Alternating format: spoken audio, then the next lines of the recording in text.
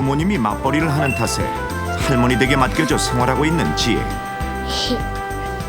비록 아직 어리지만 낯가림이 심하지 않고 할머니 할아버지를 잘 따르는 덕분에 별다른 문제는 없었습니다. 지혜야, 할아버지 좀 봐라.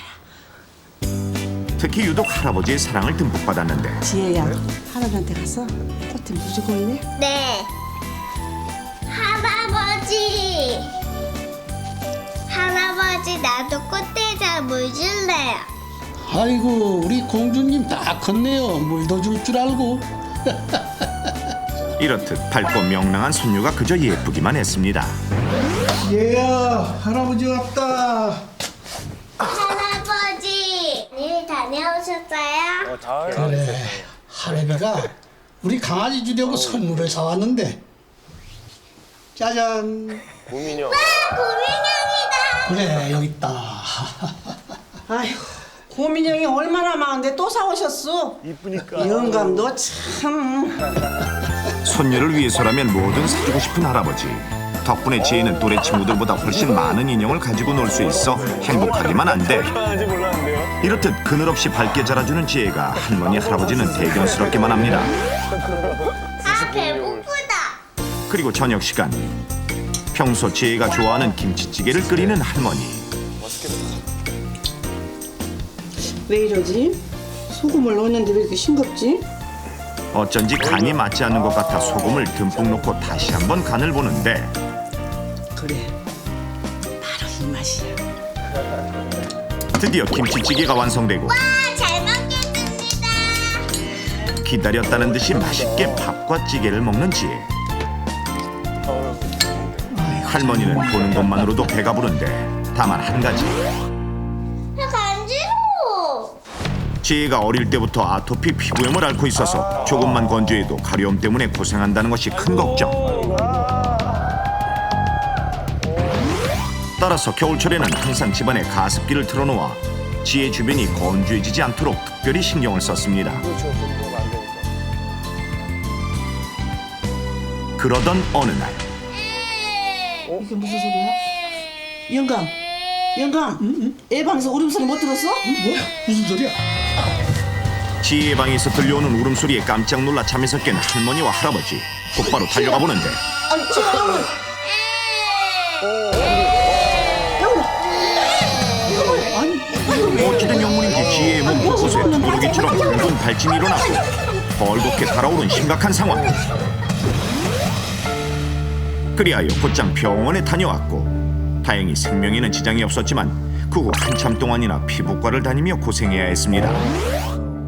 평소 호기심이 많고 궁금한 건 참지 못하는 개구쟁이 유빈이.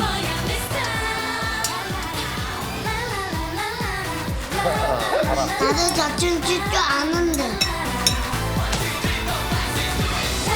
이렇듯 관심 있는 것은 직접 해보는 적극적인 성격인데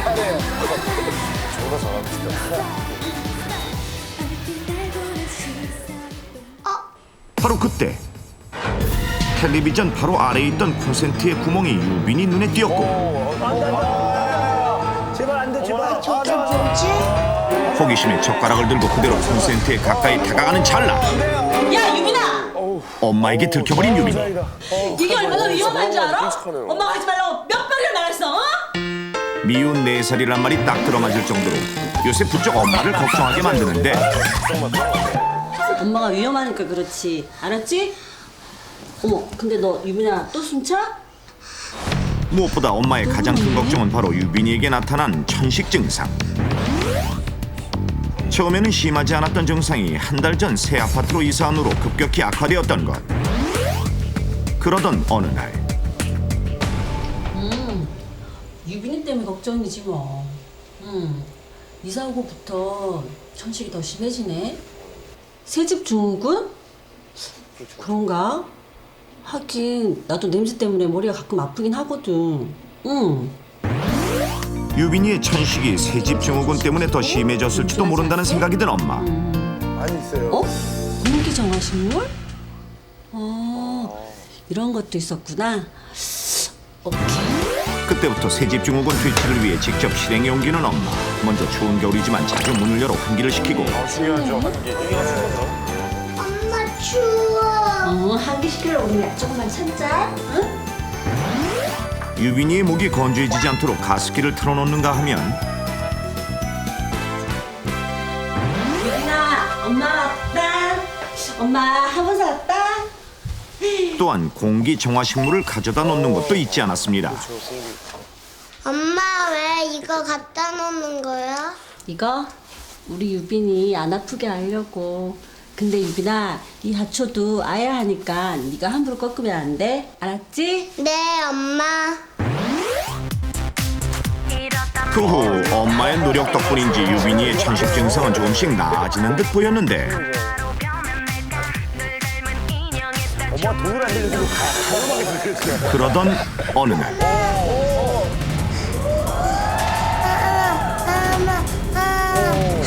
갑자기 말을 제대로 하지 못하더니 숨조차 제대로 못 쉴 지경에 이른 유빈이. 너 왜 이래? 유빈아! 다행히 재빨리 병원으로 옮겨 생명에는 큰 지장이 없었지만 그 후 한동안 후유증에 시달려야 했는데 뭐죠?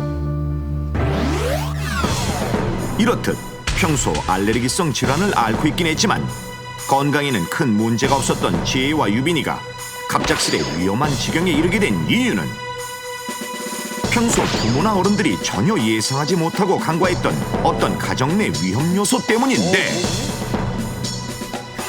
그렇다면 두 아이의 건강을 위협한 요소이자 평소 많은 사람들이 그 위험성을 잘 알지 못해 사고로 이어지기 쉬운 이것은 무엇일까요? 이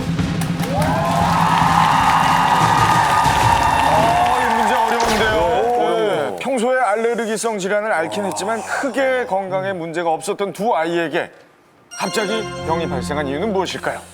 화면 나가는 동안 계속 김종민 씨 뭐라고 뭐 문제를 제대로 파악한 듯 했는데요. 예, 저는 네. 같은 경우는 이제 알레르기도 있고요. 네. 약간 천식도 좀 있고요. 그 몹쓸 거 다 갖고 계시잖아요. 갖고 있어가지고 요 문제는 조금 이제 알 것 같아가지고 정답을 알 것 같아서. 정답 알 것 같아요. 예, 지금 인형들이 있었잖아요. 네. 힌트입니다. 가서 하셔도 되겠습니다. 이게 안 나는. 제가 뭐 저도 이제 알레르기들이 굉장히 많은데 제가 원래 노래를 잘했어요. 근데 천식 같은 게 알레르기 천식 같은 게 있다 보니까 이게 좀 안 되고 그랬던 건데 제가 집에 있으면 항상 코가 막히고 기침이 나고 그래 그걸 알아봤더니 그것 때문에 그런다고 하더라고요.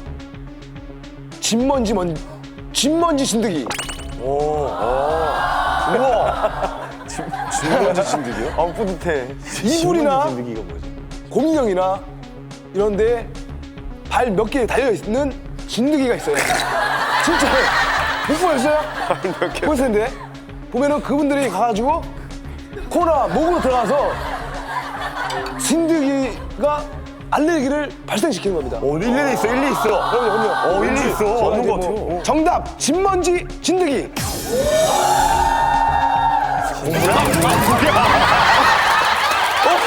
뭐야 이게? 정답은 공기 정화신 겁니다. 진짜요? 아까 그 두 번째 아이가 아주 호기심이 많았고 춤추고 막 콘센트에 뭐 집어넣고 그랬는데 갑자기 공기 정화 식물을 사오고 나서 그런 일이 발생했거든요. 미쳤다고 그 제작비 비싼 돈 들여서 그걸 사왔겠습니까? 맞다. 그러면 그 앞에서도 할아버지가 화초할 때 그러니까. 그렇지. 맞다. 야, 대단하시네. 그거 보셨는데? 어린이들이 가까이 이렇게 접근할 수 있는 곳에 놔두면 애들이 깨물어요. 그리고 만지고. 이게 저 공기는 정화될지 몰라도 사람에게 직접 접촉하면 그 독이 될 수 있고. 김종민도 지금 감동하잖아요. 네. 정답은 공기 정화 식물을 그대로 방치해서 어린이들이 자꾸 이렇게 손대고 깨물고 하게 했다. 아, 그렇구나.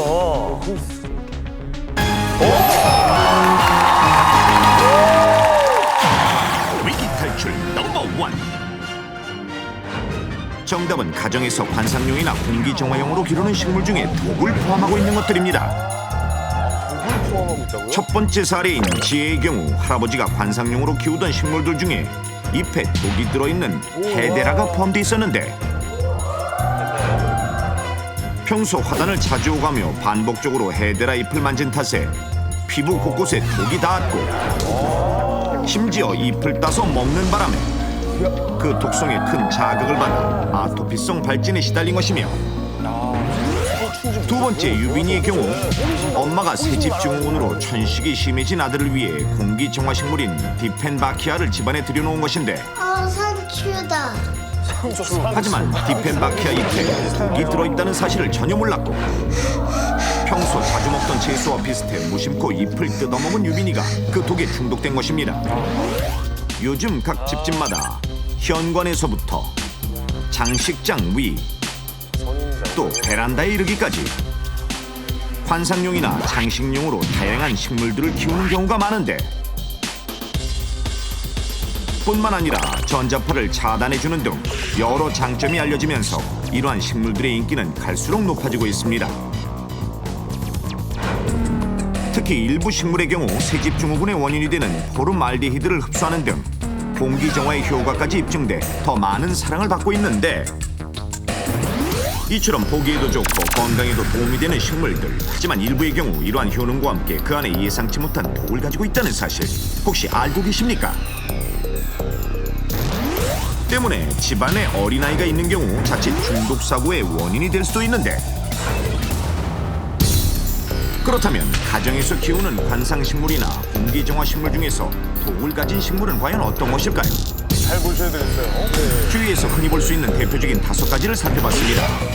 첫 번째, 잉글리시 아이비라 불리는 헤데라. 일반적으로 담쟁이 동굴로 더 많이 알려진 이 식물은 장식 효과가 뛰어날 뿐만 아니라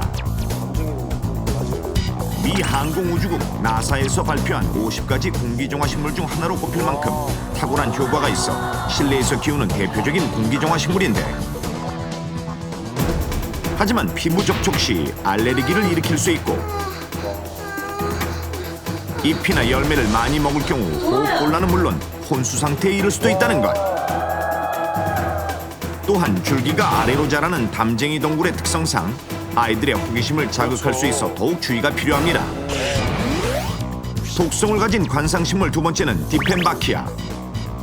이름은 다소 생소할지 모르지만 초록색 바탕에 황색 무늬를 띤 잎을 가진 이 식물, 어떻습니까?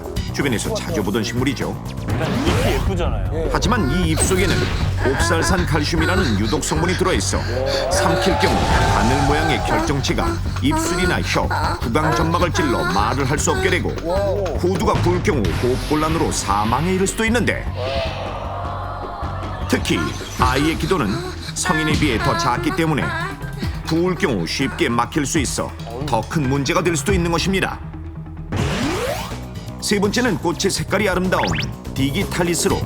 분홍, 빨간색의 꽃이 관상용으로 더없이 훌륭하지만 꽃이나 잎 속에 실제 신부전증 치료제로 쓰이는 디기톡신이라는 독이 들어있어 위험한데, 이것을 먹을 경우 두통과 구토, 시야장애나 창난 등의 증세가 나타나고, 심한 경우 중추신경마비로 사망에 이를 수도 있습니다.